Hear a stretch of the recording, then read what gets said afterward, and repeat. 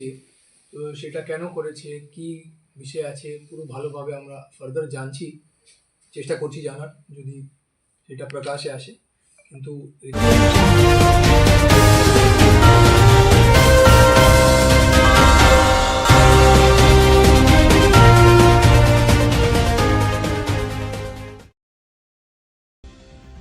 Asansol Durgapur police কমিশনারেটের Durgapur পুলিশের আবারও বড় সড় সাফল্য।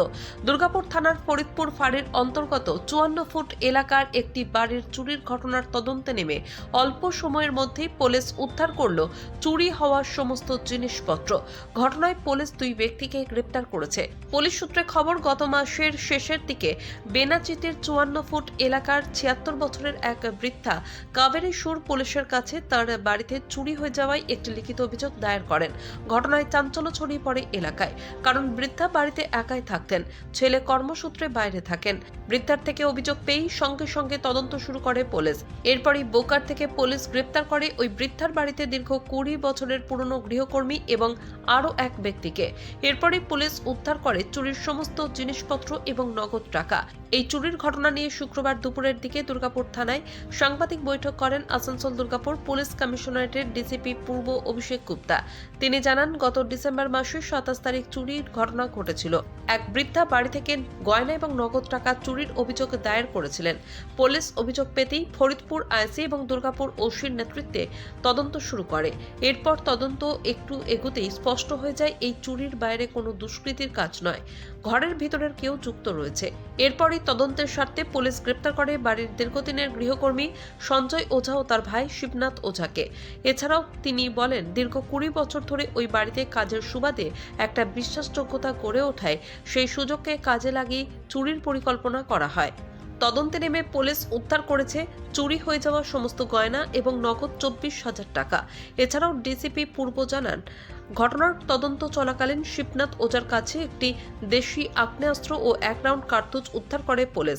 সেই কারণে ধৃতদের বিরুদ্ধে অস্ত্র আইনে পৃথক মামলা রুজু হয়েছে। বর্তমানে ধৃত 2 অভিযুক্ত পুলিশি হেফাজতে রয়েছে। ডিসিপি অভিষেক গুপ্তা ছাড়াও এদিনের সাংবাদিক বৈঠকে উপস্থিত ছিলেন এসিপি দুর্গাপুর সুবীর রায়, সিআই রণবীর বাগ, দুর্গাপুর থানার ওসি সঞ্জীব দে সহ অন্যান্য পুলিশের আধিকারিকরা। তো ডিসেম্বর মাসে 27 তারিখে দুর্গাপুরের থানার ফরিদপুর ফাঁড়ির এলাকায় 54 ফুট এরিয়াতে একটা ঘর চুরির কমপ্লেন্ট আমরা পাই। একটা বয়স্ক মহিলা একটা ঘর চুরির কমপ্লেন্ট দেয়। তারপরে সঙ্গে সঙ্গে তাড়াতাড়ি ইনভেস্টিগেশন স্টার্ট হয় এবং আইসি ফরিদপুর আর ওসি দুর্গাপুরের টিম পুরো ইনভেস্টিগেশনে লেগে থাকে।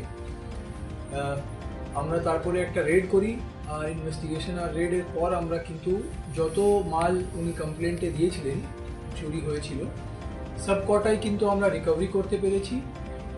ওটাতে কিছু জুয়েলারি ছিল, যে জুয়েলারিগুলো এখানে ডিসপ্লে করা আছে সিজ করে, আর 24,000 টাকা ক্যাশ ছিল যে ওনার বাড়ি থেকে চুরি হয়েছিল।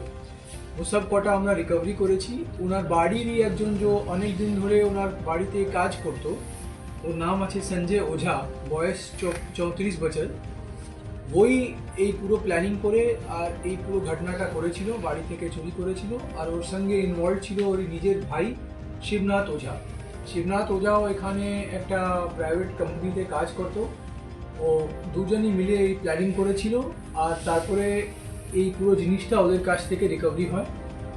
সঙ্গে কিন্তু এই রিকভারির সময় আমরা শিবনাথ ওঝা যে ওর ভাই ছিল, ওর ভাইয়ের কাছ থেকে একটা কান্ট্রি মেড ওয়েপন এবং একটা 1 রাউন্ড অ্যামুনিশনও আমরা রিকভারি করতে পেরেছি।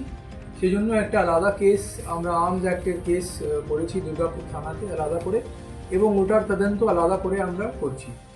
এখানে আমার সঙ্গে পুরো দুর্গাপুরের টিম আছে। এসিপি দুর্গাপুর আছেন, সিআইএ দুর্গাপুর আছে, ওসি দুর্গাপুর আছে, আইসি ফরিদপুর আছে এবং আইও রবিনসন মন্ডল আছে এএসআই। আর দুজন যে আসামি আছে এর কেসে, সঞ্জয় ওঝা এবং শিবনাথ ওঝা, এরা দুজন আছে। এরা এখন রিমান্ডে আছে। ফার্দার ইন্টারোগেশন এদের করা হচ্ছে। কেন প্ল্যান করলো, কী করলো, এক্স্যাক্ট জিনিস আমরা জানতে চেষ্টা করছি। আর এবং এই আর্মসের পুরো ব্যাপারটাও আমরা ভালো করে দেখছি, যে কোথা থেকে এই লোকটা আর্মস পেয়েছে এবং কী পুরো ইস্যু আছে, সেটা আমরা আলাদা করে তদন্ত করছি।